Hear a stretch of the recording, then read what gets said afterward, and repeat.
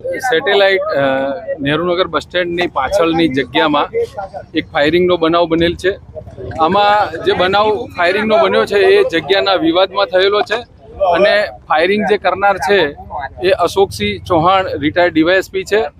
આ જે અશોકસિંહ ચૌહાણ છે એમની પાસે આ જગ્યાનો કબજો હતો અને એમણે આ જે જગ્યા છે એ હરેશભાઈ અને હિતેશભાઈ ભારવીડિયા કરીને હતા, એમને રેન્ટ ઉપર આપેલી અને આ જે રેન્ટ ઉપર લેનાર છે એમણે અહીંયા સ્ટોલ બનાવેલા અને સ્ટોલ બનાવ્યા પછી એમને આ જે પરમિશન ના મળતા આનો કબજો પાછો અશોકસિંહ ચૌહાણે લીધેલો અને આજે આ લોકો જે હિતેશભાઈ ને હરેશભાઈ ને એ લોકો જે પક્ષ આવેલા અહીંયા, તો એ બાબતે અશોકસિંહ ચૌહાણે અહીંયા એમની પિસ્ટલમાંથી 5 રાઉન્ડ ફાયરિંગ કરેલું છે.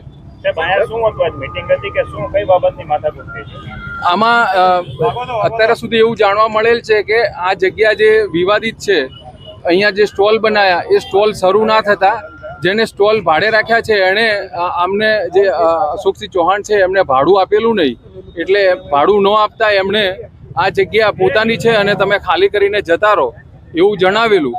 એટલે સામાવાળાએ એવું કીધેલું કે અમે તમને જે ડિપોઝિટ આપી છે એ ડિપોઝિટને અમારો ખર્ચો પરત કરો તો જ અમે જઈશું. એ બાબતે બંને પક્ષે બોલાચાલી થયેલી અને રિટાયર્ડ ડીવાયએસપી અશોકસિંહ ચૌહાણે એમને જે પિસ્ટલ વેપન હતું એમાંથી 5 રાઉન્ડ ફાયરિંગ કરેલાનું જણાયા.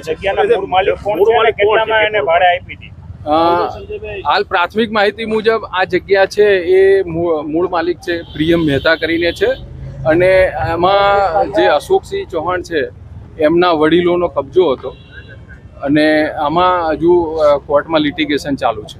સાહેબ, આ મામલે પોલીસ દ્વારા હવે શું કાર્યવાહી કરાઈ છે? ફરિયાદ દાખલ કરવાની છે, ફરિયાદી કોણ બનશે, શું કાર્યવાહી?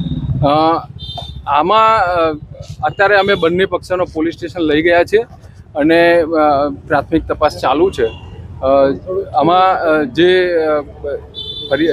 કબજેદાર છે એના ઉપર જો ફાયરિંગ થયેલાનું અને બનાવ જાણવા મળશે તો એ લોકોની ફરિયાદ લઈને કાયદેસર કાર્યવાહી એ ફરિયાદ લેવાની ચાલુ છે અને એના ઉપરથી જ આપણે કલમ નથી. જગ્યા ઉપરથી ફૂટેલા કારતૂસ મળી આવે? હા, હાલમાં 5 કારતૂસ મળ્યા છે. અત્યારે કેટલા લોકોને ડિટેન કર્યા? આમાં અત્યારે અશોકસિંહ ચૌહાણ છે અને બીજા જે ફરિયાદી પક્ષ છે અમારી સાથે.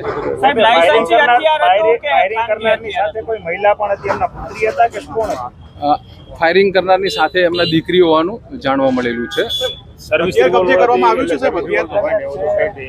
આ જે ફાયરિંગ કર્યું છે એનું એમની પાસે લાયસન્સ